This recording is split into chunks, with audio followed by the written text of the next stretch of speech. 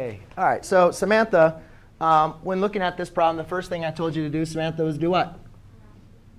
Plot the points, right? And label them, right? So because we can't determine if it's a trapezoid unless we at least be able to see what we're looking at. So the first thing I'm going to do is plot the points. I'll do R first. Negative 1, 2, 3, 1, 2, 3. Then I have S is 5, 1, 1, 2, 3, 4, 5, 1. I'm sorry, I got to label these. R, S. T is 10, negative 2. 1, 2, 3, 4, 5, 6, 7, 8, 9, 10. Negative 2. And then I have U, which is negative 4, 1, 2, 3, 4, negative 9. 1, 2, 3, 4, 5, 6, 7, 8, 9.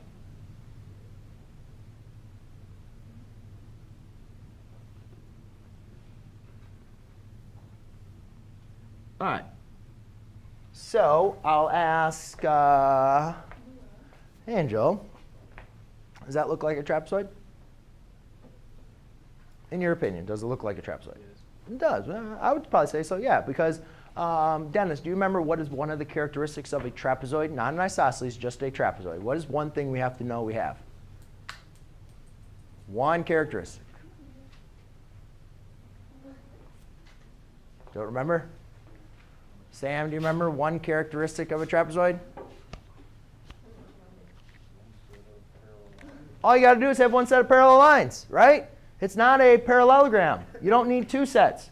You only need one set of parallel sides. So all we got to do is show that these two sides are parallel or these two sides are parallel. Now, let's think about this. Oscar, does it look like these two sides are going to be parallel? Does it look like these two sides, if I extend these indefinitely, are never going to cross? Yeah? Well, let's extend them indefinitely and see. Does it look like they're never going to cross? Yeah, they're definitely going to cross, right? They're angled right at each other, right? So I'm not going to waste my time trying to determine the slopes of these two sides because these are going to be your legs, right? They're not going to be parallel. Does it look, though, however, that these might be parallel?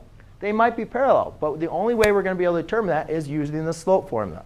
So remember, the slope formula is m equals y2 minus y1 over x2 minus x1.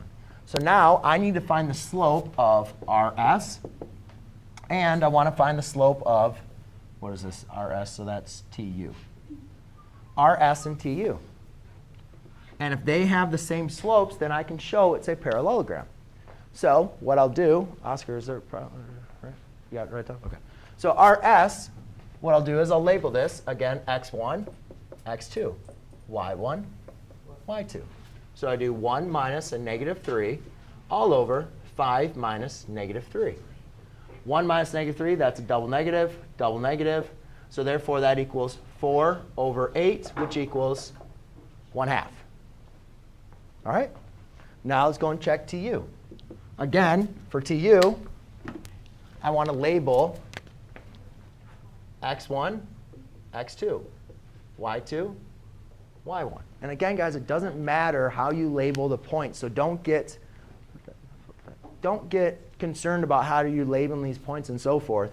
All you got to do is just make sure you're consistent. x1, y1, x2, y2. And then make sure you plug them in correctly into your formula. So now I have y2, which is a negative 9, minus a negative 2, divided by negative 4 minus 10. All right? So now that becomes a double negative. That becomes negative 7, right? Over here, negative 4 minus 10 is negative 14.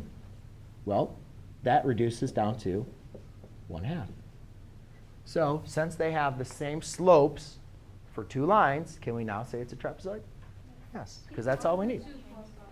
Huh? 2 plus signs. Oh, because it was minus a negative. This says 1 minus negative 3. Oh. So it's double negative, so we can turn it into a positive. That's why I went there. OK, and that's it, guys.